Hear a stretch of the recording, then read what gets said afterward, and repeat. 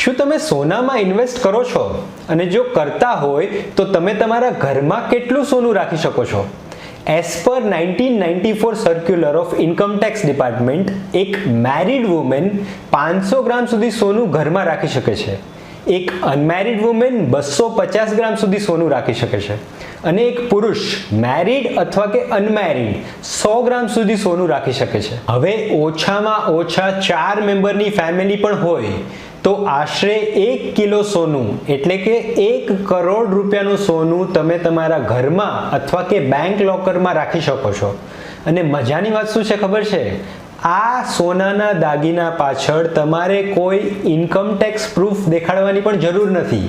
બસ ખાલી એક વાતનું ધ્યાન રહે, આ છૂટ ફક્ત સોનાના દાગીના ઉપર છે, ના કે ગોલ્ડ બાર કે ગોલ્ડ બિસ્કિટ. મારું નામ છે એશિયન અને હું તમને મળીશ બીજા વિડીયોમાં. નમસ્કાર.